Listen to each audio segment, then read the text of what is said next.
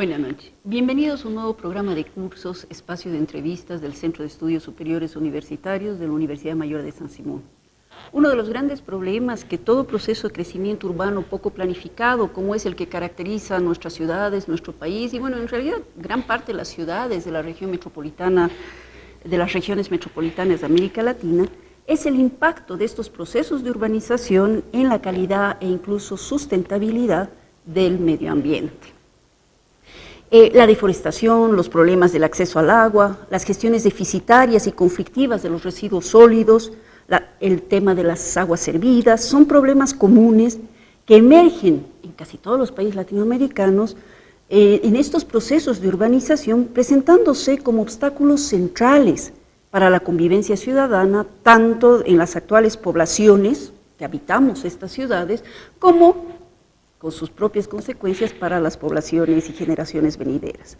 De hecho, en los últimos diagnósticos y encuestas que se han hecho sobre percepción de calidad de vida en las regiones metropolitanas de Bolivia, la percepción acerca de los problemas ambientales es grande. De hecho, el tema ambiental aparece como uno de los principales problemas mencionados por los encuestados. Otro problema ambiental que es sumamente importante, pero tal vez es menos conocido, es el referido a la pérdida de biodiversidad en las ciudades, problemática que está generando sus propias consecuencias, como hoy día vamos a ver, no solo en la calidad de vida de los habitantes de los centros poblados, sino en la misma sustentabilidad del crecimiento de las ciudades. Ahora que estamos en plena construcción de la región metropolitana de Cochabamba, es importante entonces contar con diferente información, datos, diagnósticos de las problemáticas que tienen que ver con esta pérdida de biodiversidad y con el problema ambiental en general, así como también contar con propuestas para el fortalecimiento de los, en este caso, pocos corredores biológicos, pocos creo, pero de eso vamos a hablar con nuestro invitado, existentes en la región y específicamente en la ciudad de Cochabamba. Con esta información se va a poder planificar y mejorar la gestión y asegurar a largo plazo la sustentabilidad del crecimiento regional. Actualmente en la Universidad Mayor de San Simón hay un proyecto inducido de investigación que busca justamente aportar con datos, análisis e información sobre esta importante problemática y que está a cargo del doctor Luis Aguirre. El doctor Luis Aguirre es doctor en biología y es actualmente director del Centro de Biodiversidad y Genética. Entonces vamos a aprovechar que ha tenido la gentileza de visitarnos hoy en esta entrevista para conocer más sobre este tema, porque mucha gente yo creo que se pregunta qué son los corredores biológicos y ver qué están haciendo en el proyecto. Mil gracias por aceptar nuestra invitación, Luis, bienvenido al canal. Muchas gracias, Alejandra, contento de estar en el prestigioso programa aquí en De Cursos del CESU, hace muchos años que ya se viene emitiendo y lo seguimos continuamente, entonces para mí es un placer poder compartir un rato contigo algunas experiencias que tenemos en el marco del proyecto actualmente, ¿no? Más bien para nosotros es un gusto y además hablar de este tema. Cuando la primera vez yo escuché corredores biológicos dije, bueno, ¿y a qué se refiere un corredor biológico, no?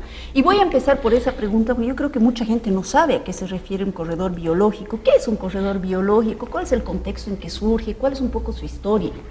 Bueno, los corredores biológicos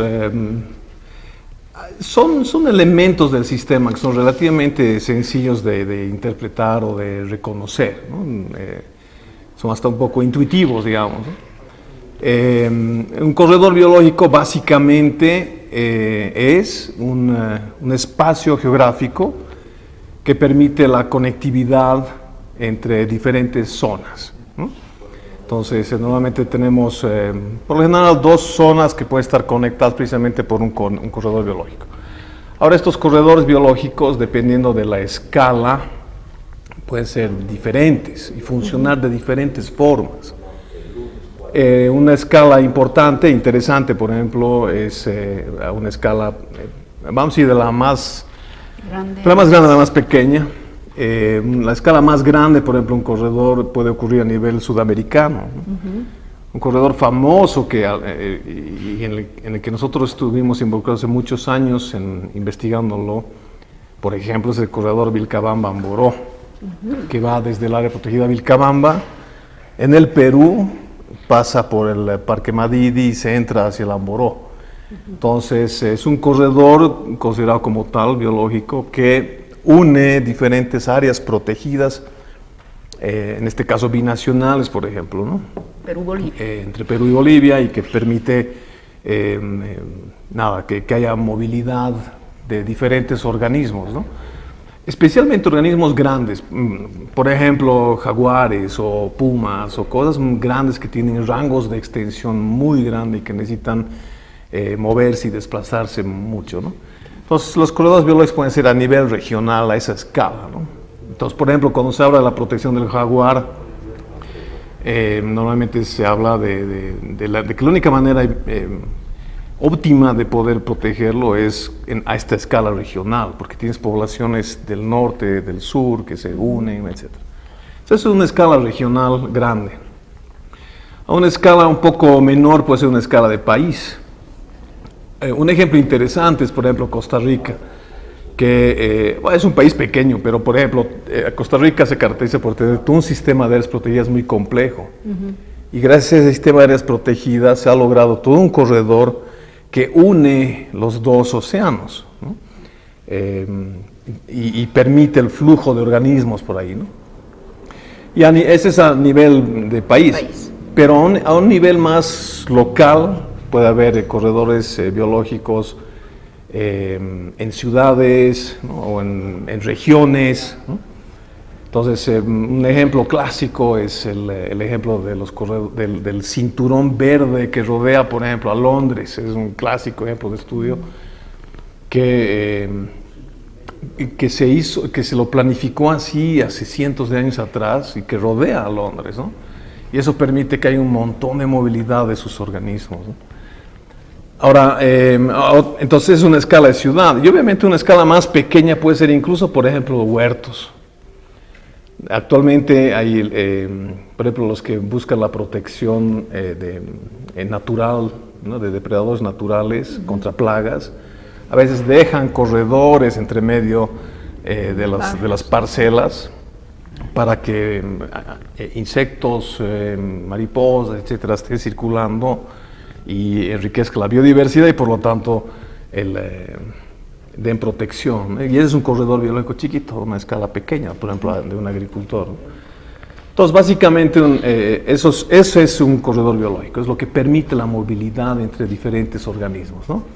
Ahora, de todo lo que me estás explicando, hay cosas bien interesantes. Uno, que este corredor biológico, pensar en un corredor biológico, si bien estamos hablando de cuestiones naturales, organismos vivos, biológicos, y están tal vez naturalmente ahí vistos, sí necesitas una visión de medio ambiente integral, que en cualquier gestión de medio ambiente tiene que ser integral, yo creo, no puede ser solo vamos a trabajar en la ciudad de Cochabamba el tema del clima, del aire, de las lluvias, sino tiene que ser una cuestión mucho más cruzar fronteras. Y el otro, el tema de planificación, ¿no? Es decir, tú planificas, son naturales, pero tú los planificas.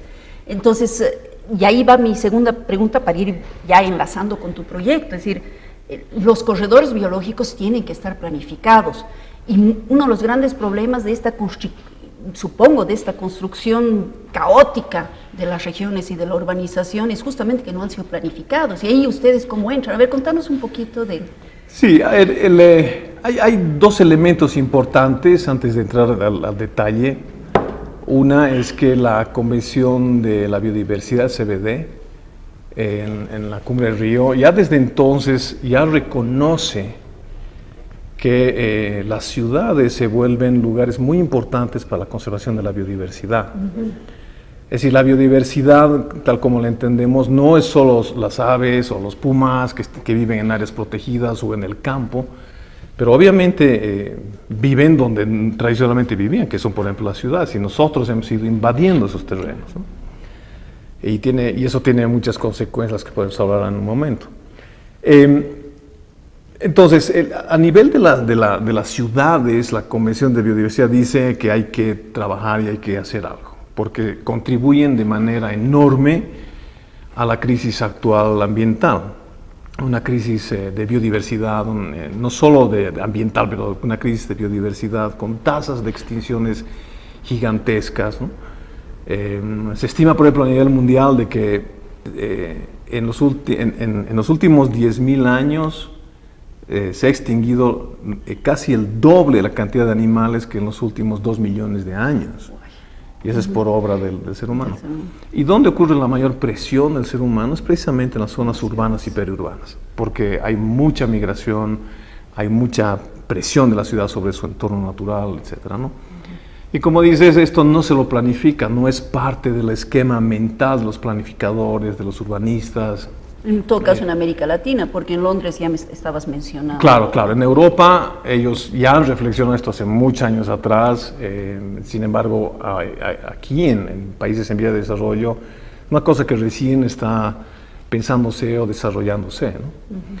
Entonces, es un tema nuevo. Todo el tema de ecología urbana, biodiversidad urbana, es un tema nuevo, porque es un tema mucho más complejo, porque tiene ribetes muy fuertes de socioecosistemas complejos, ¿no? No solamente un ecosistema para animales, pero es principalmente donde el ser humano se desenvuelve. Entonces tiene que aprender a convivir entre seres humanos y entre la naturaleza. Entonces se vuelve un sistema ecológico complejo, donde hay intercambios, hay usos, hay formas de entender, ¿no?, a la naturaleza, apropiación a la naturaleza. Entonces, tradicionalmente los corredores biológicos tradicionales lo que hacían era, no sé, permitir el flujo de organismos. Pero en las zonas urbanas esto va más allá. Y básicamente lo que tratan de hacer es cumplir como 5 cosas, digamos, los corredores biológicos en las zonas urbanas.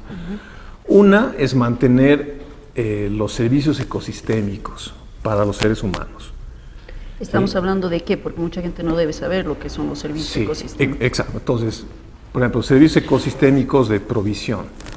Son, aquí mismo en Santa Cruz, en Cochabamba, aquí mismo en Cochabamba, el Parque Tunari tiene los bolsones de agua y es un lugar de mucha agua, que provisiona agua precisamente a la ciudad, ¿no? Ese es un servicio ecosistémico de la naturaleza hacia la ciudad, la provisión de agua.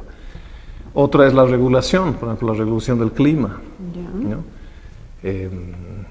Cochabamba, los que han caminado por la ciclovía, por ejemplo, saben que, o sea, sienten ahí más frescura, es más agradable. Y es porque principalmente está caminando la ciclovía en un lugar bien sombreado. Claro. También hay una ciclovía en el sur. La zona sur. Eso vamos a hablar de los problemas que pueden haber. Y ahí es más caliente. Entonces, es otro servicio ecosistémico, el de regulación. Ya.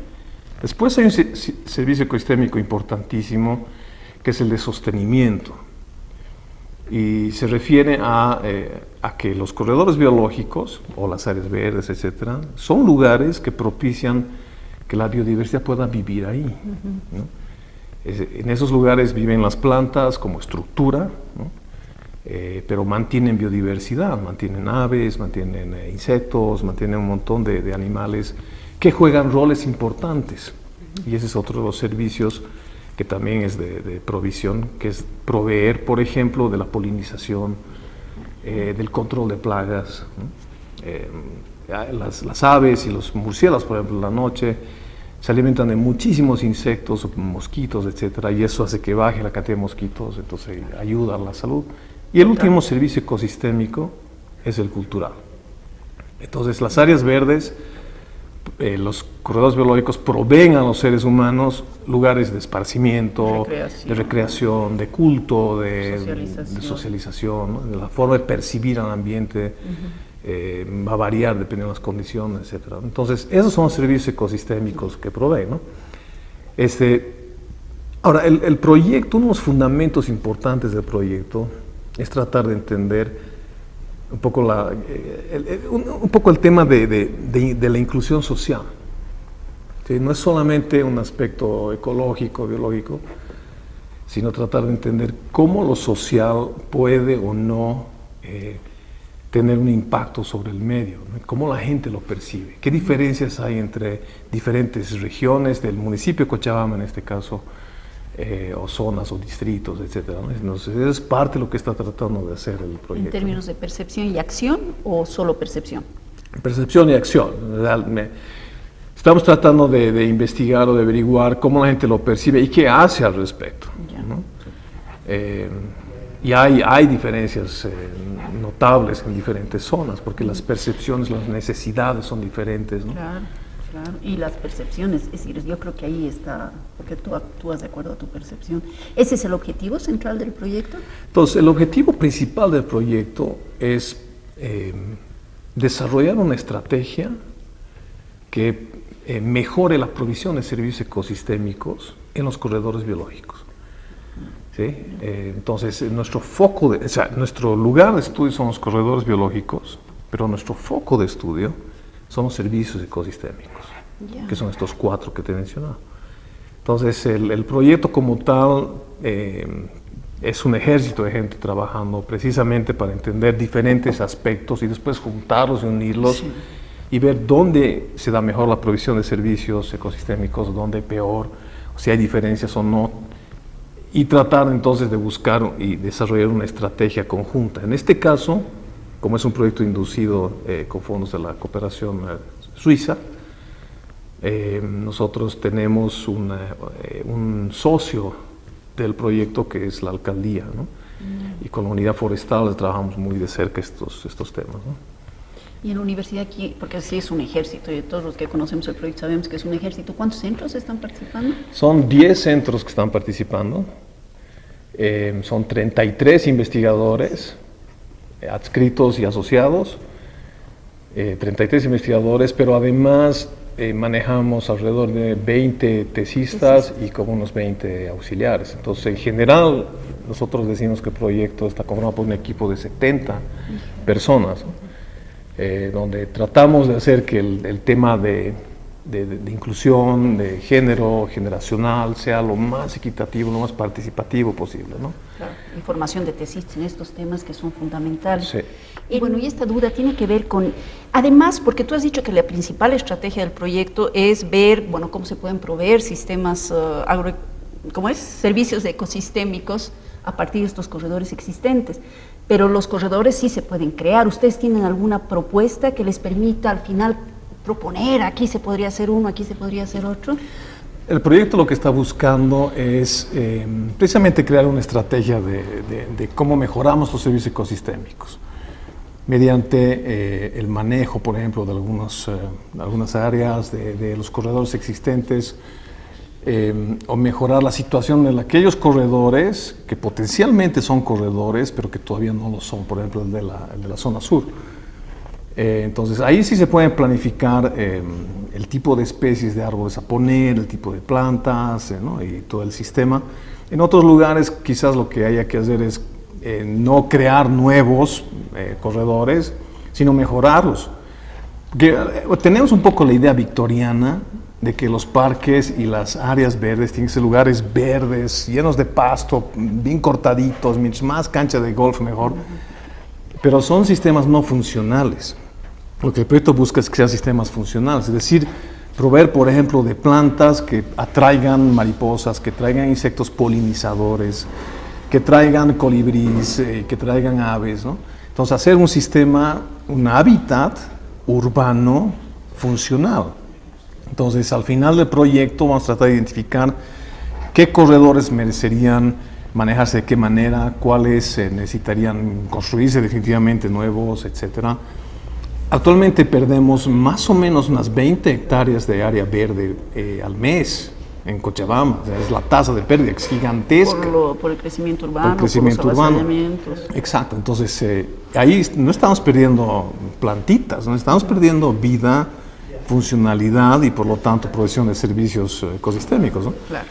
Y, bueno, y están jugando en todo esto, dándole un fuerte peso a la educación, a la información. Sí, definitivamente. O sea, tenemos un equipo grande que trabaja con temas de educación, de intervención durante este año para tratar de introducir eso en una estrategia futura, ¿no? En la estrategia futura, para decir, ok, este tipo de temas tienen que entrar a la currícula, etcétera. Una parte importante del proyecto, de hecho la mitad del proyecto básicamente, tiene que ver con evaluar los sistemas de gobernanza socioambiental de los corredores biológicos. Entonces, ¿qué actores son los que participan? ¿Cómo funciona? ¿Cómo interactúa entre ellos? ¿Cómo podemos mejorar, es parte de la estrategia, esa interacción para tener un sistema de vida funcional y que bueno, beneficie a todos los cochabambinos, ¿no? Ahora, muchas veces esta idea de, bueno, refuncionalizar, darle mayor potencialidad a los corredores biológicos, también se cruza con intereses políticos y económicos. Estoy pensando se hizo la ciclovía por la universidad y ahí al tiro se pusieron comerciantes. En la zona, hemos hablado de la ciclovía en la zona sur, es decir, hasta qué punto no se cruza con los intereses de personas que salen a vender o que no les interesa, por último, en su percepción, mayor biodiversidad. Entonces, ahora sí quiero pasar a los resultados, es decir, ¿qué corredores biológicos ustedes han identificado y qué problemas principales, un poco, estoy pensando desde lo social, obviamente no conozco mucho la otra perspectiva, qué problemas ustedes están identificando? Es súper complejo, ¿no? Entendiendo cómo es el municipio de Cochabamba con sus 12 distritos y la complejidad de cada una de ellas, ¿no? Por ejemplo, en la ciclovía del norte, el problema ahí, respecto a los corredores biológicos, no es el área verde, ¿no? Porque la gente ya ha asimilado de que esos lugares son buenos, son importantes. Nada más, acordate de la intervención que hubo en el Parque Fidel Anse, que los vecinos se movilizaron y dijeron, esta área no es cancha de fútbol, tiene que ser un área verde y ya arborizado, ¿no? Estará bien hecho, ¿no? Eso no sé. Pero esa es una percepción. En la zona sur las percepciones son diferentes. Ahí tiene que ver con, primero es importante para la percepción, para la gente, es construir caminos, pavimentar. Después alcantarillar, lo que significa volver a abrir el pavimento. Entonces, y el área verde pasa a ser absolutamente secundario, ¿no? Porque tiene otras necesidades, ¿no? Claro. No, pero además que hay una percepción, yo me acuerdo cuando hacíamos las encuestas de violencia, en muchas zonas decían, no, saquen ese árbol porque además ahí pueden ocultarse rateros. Exactamente. ¿No? Por ejemplo, nosotros estamos participando como parte de esta sinergia en un corredor biológico en Sacaba. Y allá hay mucho matorral, ¿no? Bellísimo en la época de lluvias, porque está lleno de flores, un lugar lleno de vida, pero la gente le tiene miedo, porque piensan que ahí se ocultan los ladrones y que los árboles más bien estorban, y es lo mismo aquí en la ciudad. Para mucha gente los árboles estorban y si quieren sacarlos mejor. Entonces pasa mucho por un proceso de educación, ¿no? Este año hemos tenido muchas actividades en torno a la temática ambiental en la misma ciudad, que ha permitido que la gente vaya concientizándose un poco, ¿no? Es interesante lo que tú dices porque sí, no hay los árboles, que el árbol está levantando mi acera, que no es importante, que es más importante, es cierto, la sobrevivencia económica, porque después de la pandemia yo creo que la mayor parte de la gente se ha quedado económicamente muy, muy vulnerable, ¿no? Entonces, obviamente, no me interesa el árbol, me interesa la sobrevivencia cotidiana, ¿no? Pero a la vez, cuando uno pregunta, dicen así, el principal problema en Cochabamba es el tema ambiental, o uno de los principales. Entonces hay como una contradicción con la que ustedes podrían estar trabajando. Desgraciadamente se nos está acabando el tiempo, o se nos ha acabado el tiempo, ya me han avisado que se nos ha acabado el tiempo, Luis, pero es que es muy importante el tema que ustedes están haciendo porque forma parte de la sustentabilidad, yo lo dije. Y te voy a una última pregunta para ir cerrando. ¿Y qué tiene que ver con esta reflexión? Yo me acuerdo durante mucho tiempo, cuando se estaba haciendo la Constitución Política del Estado, la del 2009, había una gran discusión sobre los derechos colectivos versus los derechos individuales, y decían los derechos colectivos tienen que ver con los pueblos indígenas, el área rural, y el derecho al medio ambiente sano, a la forestación y demás, y el derecho individual era ciudad. Y yo siempre decía, es tan falsa esa dicotomía, que acaso en las ciudades no tenemos el derecho individual al medio ambiente, y que viene a ser colectivo, es decir, esa dicotomía a mí no me sirve mucho, ¿no? Entonces, un poco tu impresión, es decir, ¿cómo se puede ir apoyando? ¿Cuál hasta ahora es el impacto? Y con eso termino la entrevista, los principales impactos que estás logrando, o están logrando, porque 70 personas están logrando con este proyecto. Bueno, una de ellas es definitivamente tratar por ejemplo, conversando con las OTBs, ¿no? Tenemos un equipo liderado por Raúl Delgado y otra gente, Carlos Crespo, etcétera, con los que van conversando con la gente y tratan de ir cambiando algunas de sus percepciones, no forzando, sino a manera de conversaciones, hacerles caer en cuenta de la importancia de tener un ambiente saludable, ¿no? donde el bien colectivo, individual, son equiparables en las ciudades como en el campo, ¿no? O sea, exactamente lo mismo. Finalmente es el lugar donde vivimos y tenemos que apuntar a vivir un sistema sostenible y que sea digno para todos, ¿no? No solo para nosotros, sino para nuestras futuras generaciones. ¿Receptividad en las OTBs? Hay mucha receptividad en muchas OTBs porque les interesa el tema ambiental. Mientras no pase por temas económicos, ¿verdad? Pero el tema ambiental sí les interesa muchísimo, quieren conocer más, quieren tratar de tener más áreas verdes. Nosotros estamos tratando de entender qué tipo de áreas verdes, porque el problema muchas veces es que ponen cualquier tipo de árbol que les arruina la acera, etcétera, entonces no se sabe, así se decir, qué tipo de especies utilizaron, ¿no? Hay mucha receptividad. ¿Y con la alcaldía están trabajando este tema de la forestación? ¿Qué sirve, qué no sirve? Sí, de alguna forma sí. O sea, con Karen Córdoba, por ejemplo, de la unidad forestal, trabajamos muy de cerca porque hay toda una norma actual, la ley del arbolado urbano en Cochabamba, que tiene que ser apropiadamente aplicada también. Claro que sí. Mira, ya me han dicho que se acabó. Mil gracias, Luis, y bueno, a ti. Necesitamos conocer los resultados y ojalá realmente se pueda incidir en una planificación sustentable de este crecimiento urbano que estamos viviendo de manera caótica hasta ahora. Seguro que sí. Cuando quieras, ya llegamos. Mil gracias. Y mil gracias a ustedes por acompañarnos hoy.